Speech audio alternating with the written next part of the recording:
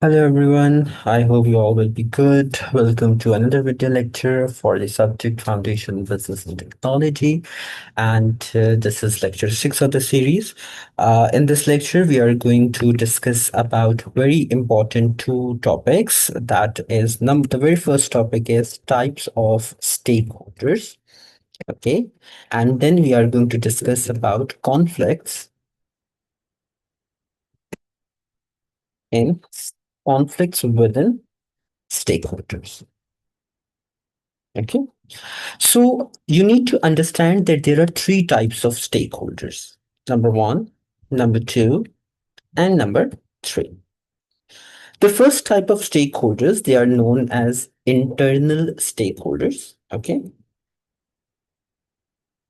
Number second are known as connected stakeholders.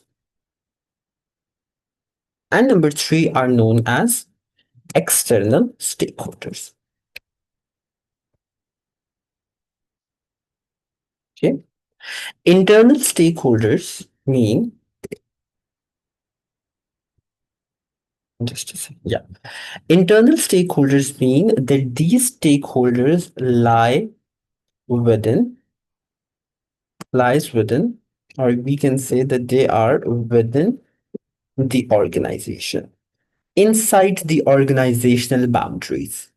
Internal stakeholders are those stakeholders that are within the organization. This means that they are inside the organizational boundaries.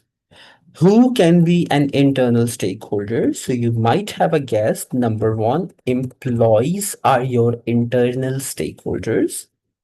Managers are your internal stakeholders. Okay.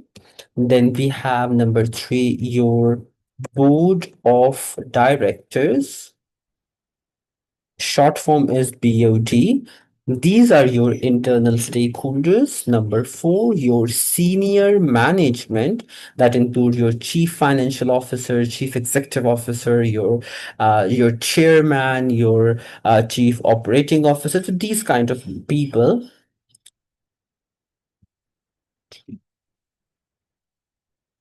So these are all your internal stakeholders.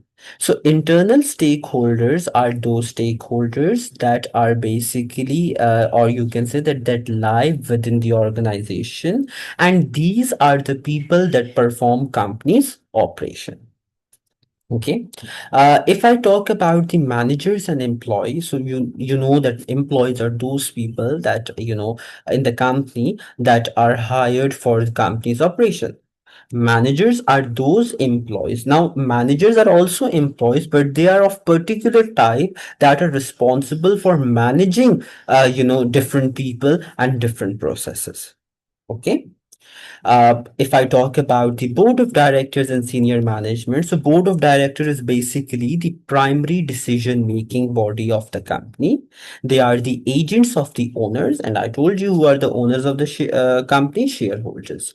Okay, so if I write here that the board of directors, they are basically the decision making body of the company. Okay, decision making body of the company. Got it. So these are the people that are the decision-making body of the company, and directors are basically the agents of the shareholders. Okay. Now, if we talk about the conflicts. Now, see, first of all, I have told you what are the internal stakeholders. These are the holders that are within the organization, and these are the types. Now, there are conflicts between these stakeholders. What can be the conflict? Number one, conflict between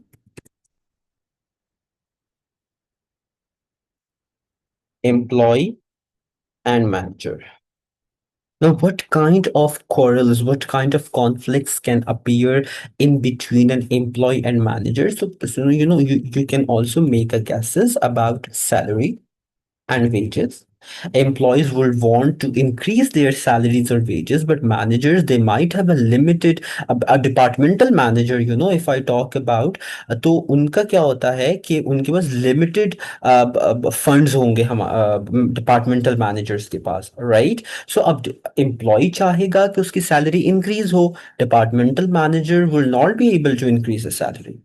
got it? So उन दोनों के दरमियान conflict आ सकता है। Then manager will want कि एक काम स्पेसिफिक टाइम में खत्म हो जाए।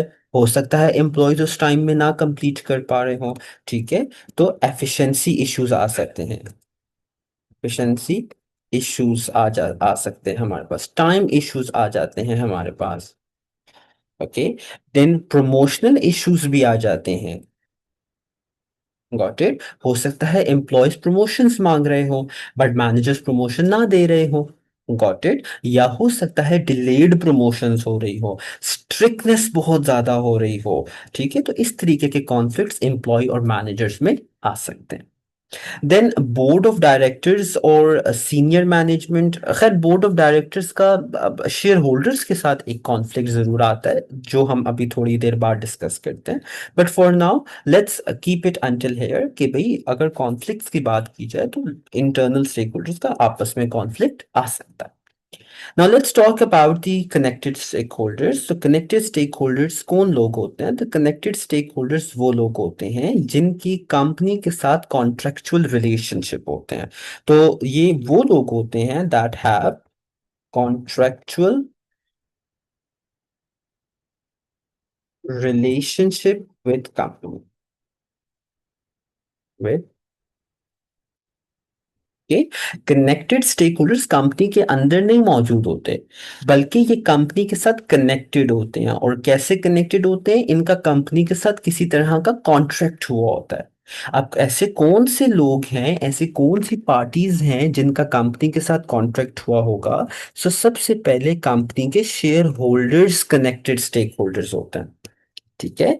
कंपनी के जो शेयर होल्डर्स होते हैं वो कौन लोग होते हैं? वो कंपनी के कनेक्टेड स्टेक होल्डर्स होते हैं। Number two, finance providers.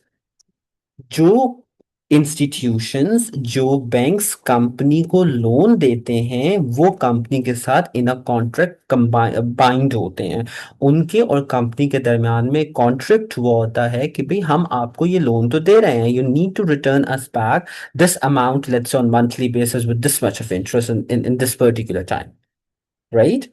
फिर उसके अलावा कंपनी के जो कस्टमर्स होते हैं वो भी कनेक्टेड स्टेक होल्डर्स होते हैं। एंड कंपनी के जो सप्लायर्स होते हैं वो भी कंपनी के कनेक्टेड स्टेक होल्डर्स होते हैं। तो कनेक्टेड स्टेक होल्डर्स वो लोग, वो पार्टीज जो कंपनी के साथ कॉन्ट्रेक्चुअली बाइंड होती हैं। इसमें share holders, finance provider, customers and suppliers का कॉन्फ्लिक्ट, सप्लायर्स आ जाते हैं। अगर हम फिर इसमें कॉन्फ्लिक्ट की बात करें कि भाई कनेक्टेड स्टेक होल्डर्स में किस तरह के कॉन्फ्लिक्ट आते हैं, तो सबसे पहले board of directors and share holders का कॉन्फ्लिक्ट आ सकता है। क्या कॉन्फ्लिक्ट आएगा?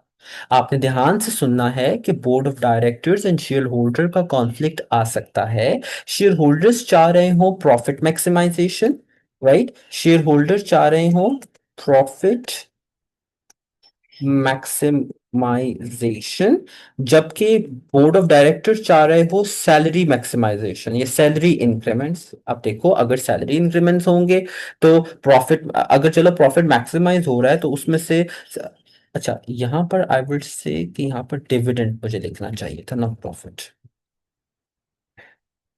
डिविडेंड क्या होता है? जब प्रॉफिट का जो हिस्सा शेयर होल्डर्स को मिलता है, दैट इज डिविडेंड। अब शेयर होल्डर्स चाह रहे होंगे कि हमारा डिविडेंड इंक्रीज हो। अब डिविडेंड कैसे इंक्रीज होगा? जब प्रॉफिट इंक्रीज होगा, राइट? अब जब प्रॉफिट इंक्रीज हो रहा है हमारे पास तो डिविडेंड इंक्रीज भी होगा। लेकिन बोर्ड ऑफ डायरेक्टर चाहेंगे कि भाई अगर प्रॉफिट इंक्रीज हो रहा है तो हमारी मेहनत की वजह से प्रॉफिट इंक्रीज हो रहा है, हमें उसका सैलरी इंक्रीमेंट मिलना चाहिए। तो यहाँ पर board of director and share holders का कॉन्फ्लिक्ट आ सकता है। फिर इसके अलावा पॉलिसी पर कॉन्फ्लिक्ट आ सकता है। शेयर होल्डर्स कोई specific type of policy introduce करना चाह रहे होंगे, लेकिन बोर्ड ऑफ डायरेक्टर्स जो है उसके अगेंस्ट होंगे। यहां पर एक कॉन्फ्लिक्ट आ सकता है। ठीक है? फिर उसके अलावा हमारे पास कॉन्फ्लिक्ट हो सकता है, लेट्स से हमारे मैनेजर्स एंड कस्टमर्स या सप्लायर्स में। ओके, हमारे मैनेजर्स और कस्टमर सप्लायर में क्या कॉन्फ्लिक्ट हो सकता है? ऑब्वियसली पेमेंट्स को लेके कॉन्फ्लिक्ट हो सकता है। पेमेंट, सप्लायर्स बोलेंगे पेमेंट जल्दी करो, मैनेजर्स बोलेंगे कि नहीं हम पेमेंट लेट करेंगे या पेमेंट हम थोड़ा सा डिले करके करेंगे। राइट, इसी तरह मैनेजर्स और कस्टमर्स के दरमियान में क्या हो सकता है? इररिकवरेबल डेट्स का आपने नाम सुना होगा। हो सकता है कि एक कस्टमर ने एक्स्ट्रा जो है वो चीज़ें खरीद के अब वो पैसे ना दे रहा हो और फिर लेटर ऑन वो इररिकवरेबल डेट में कन्वर्ट हो जाए, तो फिर यहाँ पर क्रेडिट कंट्रोल डिपार्टमेंट जो होता है कंपनी का, वो उस कस्टमर के पीछे लगा रहता है पैसे रिकवर करने के लिए। That is again a kind of अब इशू। राइट, तो इस तरीके के कॉन्फ्लिक्ट्स जो हैं हमारे पास कनेक्टेड स्टेक होल्डर्स में आ सकते हैं। I hope this will be clear. इसी तरीके से अगर मैं आपको और बताऊं इस बारे में, तो फाइनेंस प्रोवाइडर्स पे के साथ भी कॉन्फ्लिक्ट्स आते हैं मैनेजर के। ठीक है, कभी कोई अगर पेमेंट लेट हो जाए तो वो भी बोलेंगे हमें कि भाई आप हमें पेमेंट टाइम पर दो। ओके, फिर इसके अलावा अगर हमें एक स्पेसिफिक टाइप ऑफ अमाउंट या एक स्पेसिफिक अमाउंट हमें जो है वो एज अ इन्वेस्टमेंट चाहिए, जो हम फाइनेंस प्रोवाइडर से मांग रहे हैं और फाइनेंस प्रोवाइडर वो अमाउंट हमें नहीं दे रहे, तो भी हमारे पास कॉन्फ्लिक्ट आ सकता है। ठीक है, तो ये थे कनेक्टेड स्टेक होल्डर्स। अब इसके बाद हम बात करते हैं एक्सटर्नल स्टेक होल्डर्स की। एक्सटर्नल स्टेक होल्डर्स वो लोग होते हैं जो ऑर्गेनाइजेशन के अंदर भी मौजूद नहीं है, ऑर्गेनाइजेशन के साथ किसी तरीके के कॉन्ट्रैक्ट से भी बाइंड नहीं है। They are just outside the organisation, okay, and are interested in organisational decision. Okay, तो एक्सटर्नल स्टेक होल्डर्स वो लोग होते हैं जो ऑर्गेनाइजेशन के साथ बाइंड भी नहीं होते किसी कॉन्ट्रैक्ट में, और ना ही ऑर्गेनाइजेशन के अंदर मौजूद हैं। ये वो लोग हैं जो ऑर्गेनाइजेशन के लाइक ऑर्गेनाइजेशन के बाहर मौजूद हैं, और ऑर्गेनाइजेशन के यू कैन से दैट कि उसके डिसीजंस में ये बहुत इंटरेस्टेड होते हैं। ठीक है, इनका कोई डायरेक्ट लिंक नहीं होता ऑर्गेनाइजेशन के साथ। ठीक है, यहां तक बात समझ में आ गई। देन अब हम ये देखते हैं कि हमारे पास जो है किस तरीके के लोग जो हैं वो ऑर्गेनाइजेशन के साथ एक्सटर्नली स्टेक होल्डर्स के तौर पर एक्ट करेंगे। Number one, the very most important, आपकी गवर्नमेंट आपका एक्सटर्नल स्टेक होल्डर होता है।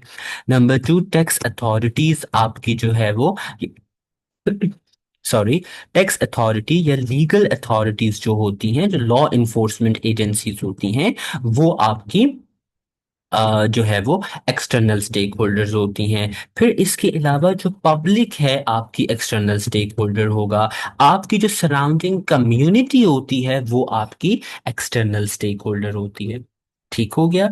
फिर इसके अलावा I guess these are all the external stakeholders जो आपकी कंपनी के में, देखो कंपनी के साथ ना ही कनेक्टेड है ना ही कंपनी के साथ डायरेक्ट लिंक है, they are only interested in your company.